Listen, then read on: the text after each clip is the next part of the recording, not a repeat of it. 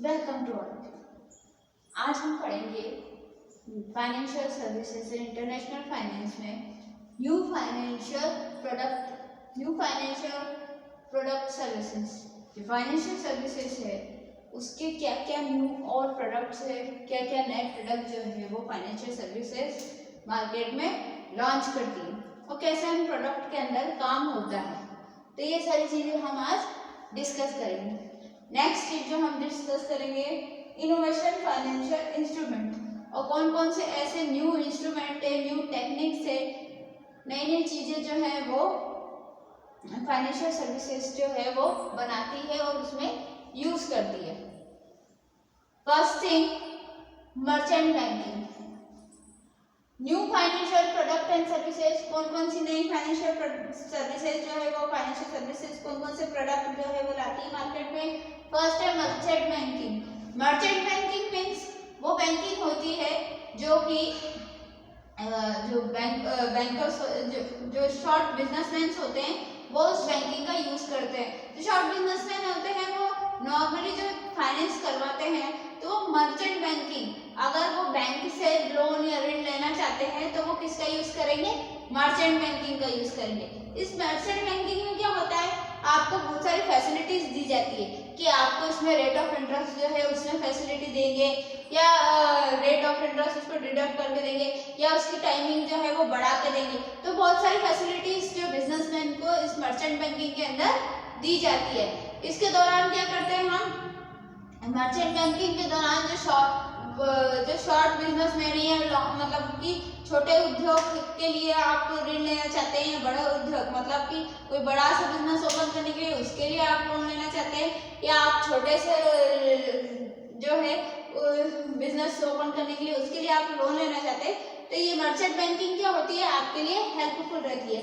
किस चीज के लिए हेल्पफुल रहती है कि जब आप इस मर्चेंट बैंकिंग को यूज करते हैं तो बैंक जो है वो ज्यादा से ज्यादा आपको इसमें फायदा प्रोवाइड करती है। सेकेंड इज लोन सिग्नेटिंग, मतलब लोन देना। अब लोन क्या होता है, उधार पैसे देना, ऋण देना, चाहे वो बैंक दे चाहे फाइनेंशियल कंपनीज दे, तो वो क्या करती है आपको उधार पैसे देती है।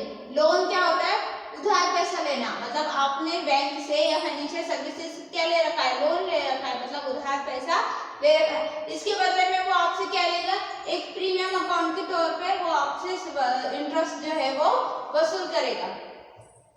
ये इससे क्या हो रहा है, उनकी जो साइकिल है वो भी चल रही, साथ ही साथ जो बिजनेस में उनको जो प्रॉफिट हो रहा है वो तो हो ही रहा है। जब आप इंटरेस्ट पे करेंगे तो वो थोड़ा सा हाई रेट ऑफ इंटरेस्ट पे रहता है।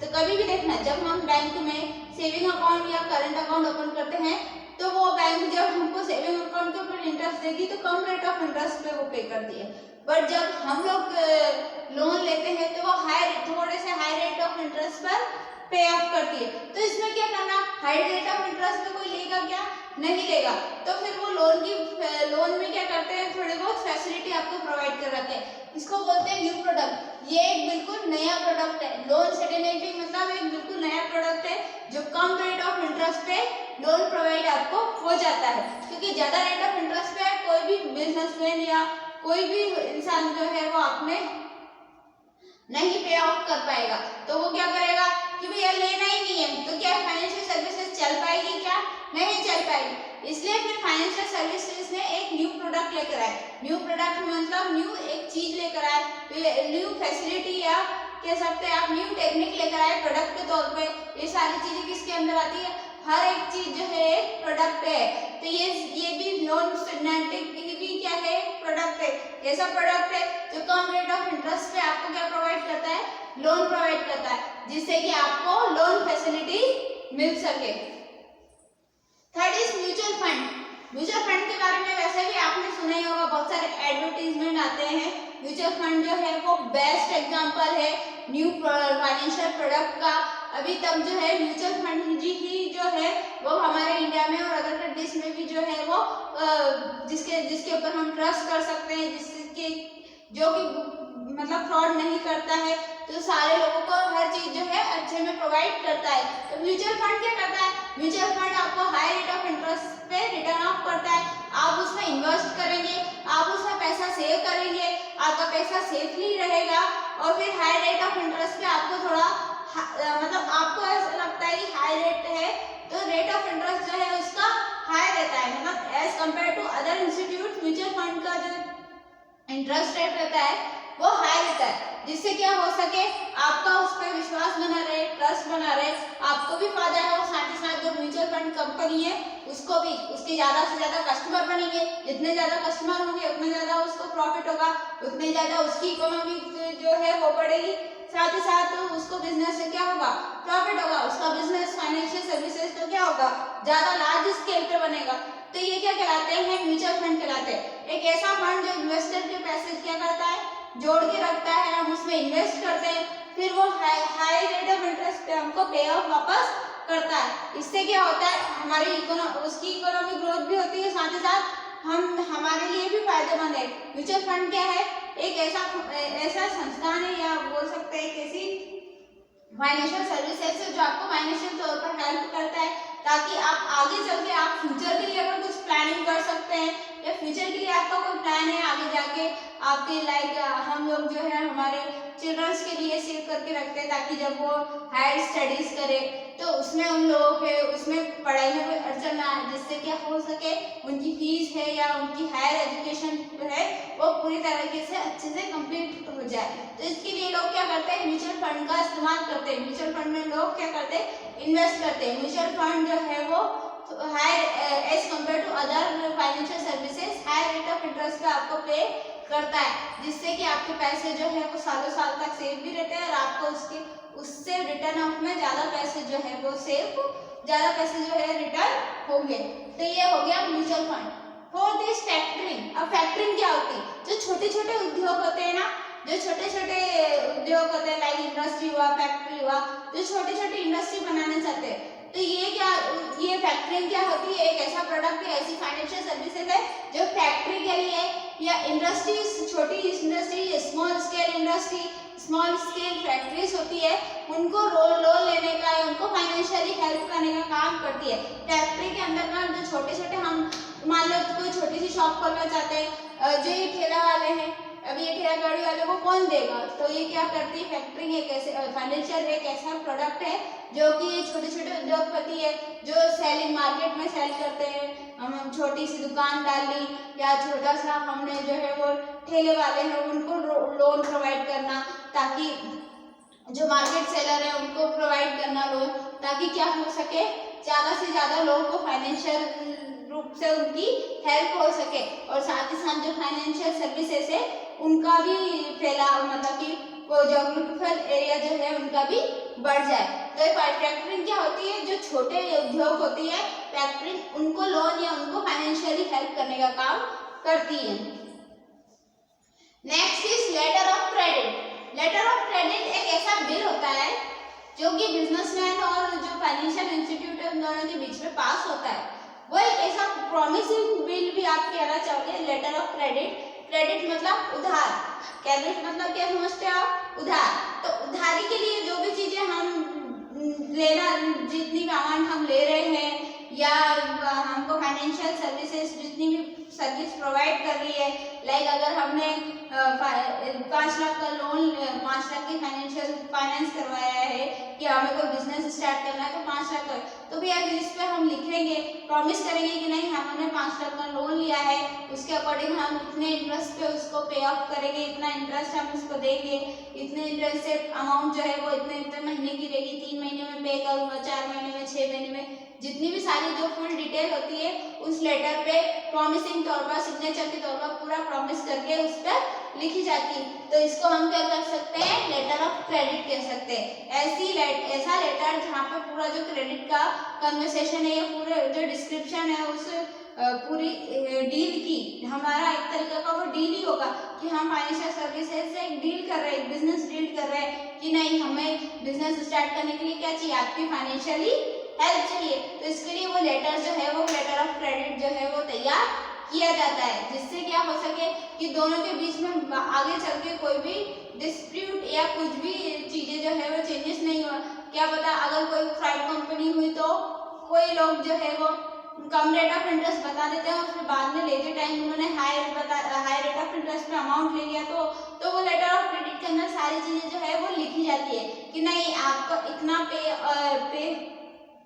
आपने मान लो फॉर एग्जांपल आपने इसी साल जो है वो 5% पर अपना जो फाइनेंस है वो करवाया है। 5 लाख का आपको बिजनेस में फाइनेंस की जरूरत पड़ी तो आपने 5% पर 5% पर जो है वो लोन या फाइनेंस जो है वो करवाया है। अब मान लो मार्केट में जो है वो रेट जो है अगले साल तक बढ़ गए तो ये क्या हुआ, क्या आपका भी रेट बढ़ जाएगा? नहीं बढ़ेगा। आपने तो पिछले साल से वो फाइनेंस करा रखा है तो आपका रेट तो वही रहना चाहिए। बट कुछ फाइनेंस कंपनी क्या होती है कि भैया नहीं मार्केट का रेट बढ़ गया है तो हम भी हमारा रेट आपसे बढ़ा कर लेंगे, पर ऐसा नहीं होता। जो इंसान जिस रेट पर जो है उस वक्त फाइनेंस करवाता है वो उसी रेट के अकॉर्डिंगली अगले साल भी या जितने भी सालों के लिए उसने फाइनेंस करवाया है वो उसका रेट उतना ही रहेगा। फिर वो टर्म्स एंड कंडीशन के अकॉर्डिंग उस चीजों को चेंज करा जा सकता है, बट उस वक्त के लिए तो वो जितने परसेंट से वो लोन या फाइनेंस करवाएगा वो इतने ही पे ऑफ करेगा। ठीक है, क्या कहलाते हैं? लेटर ऑफ क्रेडिट कहलाते हैं। मतलब ऐसा लेटर जो जिसमें हम सारी फुल डिस्क्रिप्शन उसमें फाइनेंशियल सर्विसेज की दे सकते हैं। पर fix is infrastructure bond. Infrastructure bond मतलब कि हमारा जो स्ट्रक्चर है उसके अकॉर्डिंग बॉन्ड तैयार करना है। कैसा बॉन्ड? हम क्या करते हैं जब हम फाइनेंशियली रूप से उनसे हेल्प ले रहे हैं, ये हमारी को हेल्प कर रही है तो वो क्या कर रही है? एक बॉन्ड के रूप में जो है वो हेल्प कर रही है, एक बॉन्ड तैयार कर रही है कि नहीं आप जो है इतने साल में हमको रिटर्न करना, हम आपको इतने लाख का जो है वो फाइनेंशियली हेल्प करेंगे। तो ये क्या है? एक तरह का बॉन्ड है। हमने क्या करा? उनके साथ में डील की, उस डील को क्या किया? पूरा किया, तो वो क्या कहलाती है? इंफ्रास्ट्रक्चर बॉन्ड कहलाती है। Last is forfeiting. Forfeiting means ये भी एक बिजनेसमैन जो लोन्स वगैरह लेते हैं या हम लोग जो नॉर्मली फाइनेंस जो है वो करवाते हैं उस पर जो न्यू टेक्निक्स का यूज करते हैं, ऋण लेते समय जो है वो सारी चीजों को फॉरफिट करते हैं, मतलब फिर से चेकआउट करते हैं और पहले की चीजें जो है उससे इस वाली चीजों को फॉरफिट करके और फिर सारी चीजों को क्या करते हैं वो तैयार करते हैं, फॉरफिट करते हैं। तो इसे क्या कहेंगे? फॉरफिटिंग कहेंगे। फॉरफिटिंग करना और इंफ्रास्ट्रक्चर करना मतलब अपने इसमें ज्यादा फैला इंफ्रास्ट्रक्चर हमारे स्ट्रक्चर को और ज्यादा बढ़ा देना, और फॉरफिटिंग करना मतलब कि उसको न्यू टेक्निक से लोन प्रोवाइड करवाना। तो ये थे कुछ न्यू प्रोडक्ट, ये सारे प्रोडक्ट। फॉरफिटिंग एक ऐसा प्रोडक्ट है जो कि नए तरीके से आपको क्या प्रोवाइड करता है? लोन प्रोवाइड करवाता है। इंफ्रास्ट्रक्चर बॉन्ड जो है वो एक ऐसा बॉन्ड है जो कि फुली जो है वो लीगल तौर पर प्रिपेयर किया जाता है। लेटर ऑफ क्रेडिट मैंने आपको समझा दिया। लेटर ऑफ क्रेडिट क्या होता है? एक ऐसा लेटर होता है जो कि फाइनेंशियल सर्विस और आपके बीच में तैयार होता है, उसमें सारी डिस्क्रिप्शन जो है वो लिखी जाती है जिससे आगे चल के क्या हो, कोई भी डिस्प्यूट क्रिएट ना हो। फैक्टरिंग मतलब स्मॉल स्केल की जो इंडस्ट्रीज जो रहते हैं, ये स्मॉल स्केल बिजनेसमैन रहते हैं, वो फैक्टरिंग का यूज करते हैं। म्यूचुअल फंड आप बहुत अच्छे से जानते हैं, फिर भी म्यूचुअल फंड मैंने आपको समझा दिया। म्यूचुअल फंड में क्या करते हैं? अब इन्वेस्ट करते हैं पैसा, और सिर्फ बिजनेसमैन नहीं, नॉर्मल लोग जो रहते हैं या हम जैसे सर्विस मैन या वुमेन्स भी रहते हैं, वो भी क्या करते हैं? म्यूचुअल फंड में इन्वेस्ट करके रखते हैं। उस पर आगे चल के जो हमारे फ्यूचर का प्लान है वो जो है वो डिसाइड रहता है कि मतलब हम फ्यूचर के लिए जो भी चीज़ चाहते हैं कि फ्यूचर में जाके इतना पैसा सेव करके रख दें ताकि फ्यूचर में वो इतना बढ़ के आ जाए कि हमारा ये काम जो है वो हो जाए। मान लो आपने आपके चिल्ड्रन के लिए सेव करके रखे कि 5 लाख रुपए हम इसके सेव करके रखा है ताकि 5 साल बाद जब वो हमें मिले तो इतना मिल जाए कि उसकी जो हायर एजुकेशन है वो पूरी कंप्लीट हो जाए। रेट ऑफ इंटरेस्ट जो है इतना रहता है म्यूचुअल फंड का कि जो उससे थोड़ी सी हाई रेट ऑफ इंटरेस्ट पे वो आपको पे ऑफ करता है, जिससे कि क्या हो सके? आपकी नीड पूरी हो सके। फिर लोन सिग्नेटिंग। लोन सिग्नेटिंग एक ऐसा प्रोडक्ट है जो आपको लोन प्रोवाइड करता है और वो कम रेट ऑफ इंटरेस्ट से प्रोवाइड करता है ताकि क्या हो सके? आपकी नीड्स एंड वांट्स को फुलफिल किया जा सके। मर्चेंट बैंकिंग आप समझते हैं, जो बैंकिंग करते हैं उनको मर्चेंट, मतलब कि अलग तौर पर बैंकिंग करना, एक अलग से बैंकिंग तैयार करना, ये मोस्टली किनके लिए रेडी किया जाता है? न्यू जो बिजनेसमैन है उनके लिए रेडी किया जाता है। तो ये थे कुछ फाइनेंशियल सर्विसेज के product. Next innovation financial instrument. अब ऐसे इंस्ट्रूमेंट, ऐसे तत्व जो कि फाइनेंशियल सर्विसेज में नए नए तरीके से यूज किए जा सकते हैं, या हम उनको फाइनेंशियल सर्विसेज के अंदर नए नए तरीके से इन तत्वों को यूज करते। तो कौन कौन से इंस्ट्रूमेंट होते हैं? फर्स्ट है जीरो कूपन बॉन्ड। जो बॉन्ड है, हमने अभी पिछली इसमें भी पढ़ा था कि जो बॉन्ड है वो जो तैयार होती है, तो वो बॉन्ड की क्या करते हैं, कुछ अमाउंट जो है वो बॉन्ड को प्रिपेयर करने के लगते हैं, पर नहीं, फिर क्या किया, एक नया इनोवेट किया कि जीरो कूपन बॉन्ड, मतलब वो जो बॉन्ड है वो 0 पैसे पे क्या मिलेगा, तैयार होगा। जीरो कूपन बॉन्ड जो है वो एक नई टेक्निक लेकर आई थी फाइनेंशियल सर्विसेज, जिसके अंदर आप क्या कर सकते हैं, जीरो पैसे पे क्या बना सकते हैं, वो बॉन्ड तैयार कर सकते हैं। वारंट्स, जब फाइनेंशियल सर्विसेज जो है वो पहले तो फाइनेंशियल रूप से सिर्फ सर्विस प्रोवाइड करती थी, फिर क्या किया उन्होंने, जब लोग ज्यादा होने लगे तो भैया फिर लोग उसके बारे में जागरूक हो गए, और फिर जागरूक हो गए तो इतने ज्यादा हो गए कि फिर लोग क्या हो गए कि क्या पता ये पैसे देगी कि नहीं देगी, रिटर्न ऑफ करेगी या नहीं करेगी, कितने साल में करेगी, 2-3 साल का तो कर लिया। लाइक LIC हुआ, हम LIC की पॉलिसीज ले लेते हैं, तो LIC के अंदर क्या करते हैं, हम पहले तो ट्रस्ट नहीं करते थे, धीरे धीरे जो है उसका ट्रस्ट बढ़ता गया कि वो उसकी पॉलिसी के अकॉर्डिंग हमको पैसा रिटर्न करेगी या नहीं करेगी। तो इसमें क्या कहते हैं, फिर वारंट्स इंस्ट्रूमेंट का यूज किया गया। वारंट्स के अंदर हम क्या करते हैं कि हम 1 साल की 2 साल की वारंटी देते हैं, गारंटी प्रोवाइड करते हैं। आप मार्केट में कोई भी प्रोडक्ट जब खरीदने जाते हैं तो आप सबसे पहले क्या उसमें देखते हैं कि नहीं उसकी वारंटी, तो अगर अच्छी ब्रांडेड कंपनी का आप लेकर आते हैं तो उसमें भी लिखा रहता है कि नहीं 6 मंथ या 12 मंथ की 1 साल की वारंटी तो है ही है। आपको रेफ्रिजरेटर लाते हैं, फ्रिज, इलेक्ट्रॉनिक चीजें भी आप लाते हैं या मोबाइल खरीद के लाते हैं, तो उसमें कम से कम मिनिमम 1 ईयर की तो गारंटी एटलीस्ट होती ही है। तो ऐसे ही वारंटी जो है इसमें भी होने लगी। फिर वारंटी का उन्होंने यूज किया कि नहीं हम वारंटी के साथ इस फाइनेंशियल सर्विसेज को क्या करेंगे, इस्तेमाल करेंगे। सेकेंड है सिक्योर प्रीमियम नोट्स। ऐसे प्रीमियम नोट्स तैयार करना जो कि सिक्योर हो।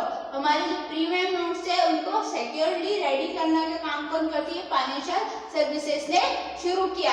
न्यू चीज क्या शुरू की उन्होंने, जो हम प्रीमियम पेड ऑफ करते थे या जो भी हम पे ऑफ करते थे तो उनकी वो पहले सिक्योरिटी नहीं देते थे, पर फिर अब उन्होंने स्टार्ट किया कि नहीं पूरी तरह वो चीजें जो प्रीमियम की रहेगी वो फुली सिक्योर रहेगी।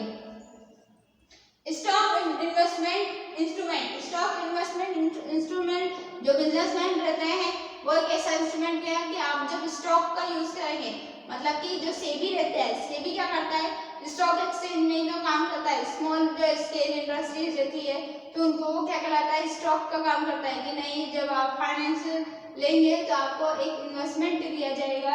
इस इन्वेस्टमेंट एक ऐसा इंस्ट्रूमेंट है जिसके अंदर आप इन्वेस्ट करेंगे पैसे तो आपको अच्छी अमाउंट पर पे ऑफ रिटर्न मिलेगा। तो ये क्या कहलाते हैं, स्टॉक इन्वेस्टमेंट इंस्ट्रूमेंट कहलाते हैं। तो ये थे न्यू टेक्निक्स। क्या क्या टेक्निक्स, इनोवेशन, मतलब इनोवेशन करना मतलब कि कुछ अलग से पब्लिक को या जो कस्टमर है उनको कुछ अलग फैसिलिटी देना जिससे कि वो क्या हो सके, हमारी ओर आकर्षित हो सके, हमारा जो प्रोडक्ट है या हमारा जो फाइनेंशियल सर्विस है सिर्फ उसे ही परचेस करे, उसी पॉलिसी को परचेस करे, ना कि अदर फाइनेंशियल। जब फाइनेंशियल सर्विसेज क्या हो चुकी है आजकल कि फाइनेंशियल सर्विसेज में आजकल हर कोई जो है फाइनेंस की फैसिलिटी देता है, चाहे वो बैंकिंग सेक्टर हो, चाहे वो आपका कोई इंश्योरेंस कंपनी हो। आजकल हर कोई क्या कर रहा है, फाइनेंस सेक्टर में वर्क कर रहा है, आपको फाइनेंस देने का काम कर रहा है। तो उसी के तौर पे फिर बहुत सारे कॉम्पिटिटर्स जो है उनके हो चुके हैं। तो कॉम्पिटिटर जब इंक्रीज होते जाते हैं तो हर बिजनेसमैन ये सोचता है फाइनेंशियल सर्विसेज भी क्या है, एक तरह का बिजनेस ही है, वो भी आपको क्या कर रहा है, फाइनेंशियल रूप से हेल्प कर रहा है, पर साथ ही साथ वो उसका मोटिव क्या है, प्रॉफिट कमाना।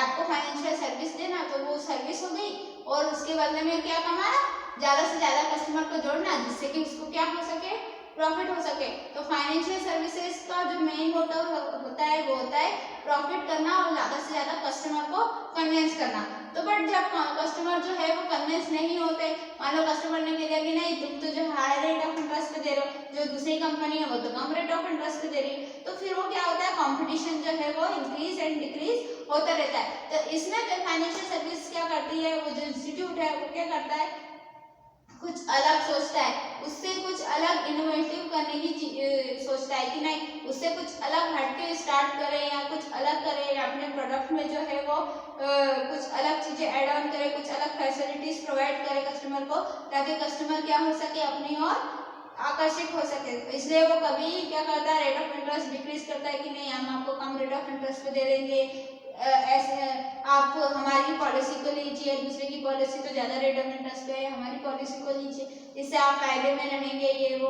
पर फिर भी फाइनेंशियल सर्विसेज की सर्विसेज लेते समय आपको पूरी जो चीज़ें हैं, जो इंफॉर्मेशन है वो पहले सारी जो है उसके बारे में जान लेनी चाहिए, उसके बाद ही फाइनेंस जो है उसका कराना चाहिए। अदरवाइज क्या होता है, जब आप बिना जाने ही फाइनेंस करवा लेते हैं तो फिर आगे चल के आपको दिक्कत होती है। क्या पता अगर वो फाइनेंस कंपनी जो है वो फ्रॉड है तो फिर क्या होगी, वो तो लेके पैसा भाग जाएगी, फिर आपको क्या मिल रहा है, क्या रेट ऑफ जो भी आपने रेट प्रीमियम भरा है उसको भी लेके भाग गई और आपको फाइनेंस भी नहीं दिया उसने जितना अमाउंट का आपने मांगा था, तो वो क्या हो गया, ये तो फ्रॉड हो गया। तो इसलिए ये सारी चीजें लीगल तौर पे कर दी गई, नए नए प्रोडक्ट जो है फिर फाइनेंशियल कंपनी जो है वो लाने लगी। इससे क्या हुआ, ज्यादा लोग जो है उसकी तरफ कन्विंस होने लगे, उसका भरोसा जो है उसकी तरफ बढ़ता गया, ट्रस्ट बढ़ता गया, तो फिर कस्टमर भी ज्यादा होते गए, और कस्टमर ज्यादा होते गए तो वो फाइनेंशियल सर्विसेज का जो ज्योग्राफिकल एरिया है वो क्या हो गया, बड़ा हो गया, मतलब फैल गया। आजकल हाँ कोई कंपनी क्या करती है, फाइनेंस देने का काम करती है, बैंकिंग हुई, इंश्योरेंस कंपनी, म्यूचुअल फंड हुआ, मुथूट फाइनेंस। आपको पता है म्यूचुअल फाइनेंस क्या करती है, गोल्ड लोन देती है। गोल्ड लोन कैसे देती है, वो भी एक तरह का क्या है, लोन है, मतलब फाइनेंस करवाना। आपके पास जितनी ज्यादा लोन है आप उसको लोन गोल्ड, जितना ज्यादा आपके पास गोल्ड है उस गोल्ड को क्या कर दो, उसमें रख दो, उनके हाथ में मतलब उनके हवाले कर दो, उसके बदले में वो क्या करेंगे, उस रेट ऑफ इंटरेस्ट पे क्या करेंगे, आपको उस पर लोन प्रोवाइड कर देंगे।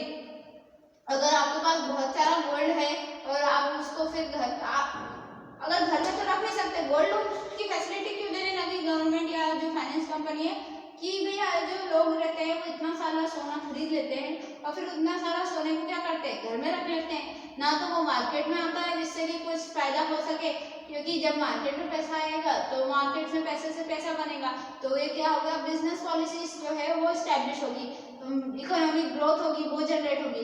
तो इससे जो है वो फाइनेंस कंपनी ने क्या शुरू किया, मुथूट फाइनेंस करके एक फाइनेंस स्टार्ट किया, विच इज कॉल्ड, वो क्या करता है, आपके पास अगर बहुत सारा सोना है तो वो गोल्ड का लोन देता है, जिससे क्या हो सके, आपको जो डर रहता है कि नहीं इतना सारा सोना है चोरी हो जाएगा, ये हो जाएगा वो हो जाएगा, आप छुपा छुपा के रखते हो, तो उसने एक सिक्योर चीज बनाई जहाँ पर आपका गोल्ड जो रहता है वो सिक्योर्ड भी रहता है, साथ ही साथ उसके बदले में आपको लोन भी प्रोवाइड होता है। अगर मान लो आपको सिर्फ सिक्योरिटी नहीं है उसकी, तो उसके बदले में जो रेट ऑफ इंटरेस्ट मिलेगा वो भी मिलेगा और फिर फाइनेंशियल हेल्प भी मिल जाएगी, इससे जो आपका काम है वो भी हो जाएगा, आपका गोल्ड भी सेफ रहेगा और वो जो गोल्ड है वो मार्केट में जाके जो है इन्वेस्ट होगा, जिससे मार्केट कंडीशन की क्या होगी, ग्रोथ होगी। तो गोल्ड लोन एक जो मुथूट फाइनेंस है वो एक ऐसा फाइनेंशियल सर्विसेज है जो कि आपके लिए क्या हेल्प कर रहा है, गोल्ड से हेल्प कर रहा है, कि मतलब आपके पास अगर गोल्ड हो, पैसा तो इंसान देगा नहीं, तो जो गोल्ड है उसी के बदले आपको क्या मिलेगा,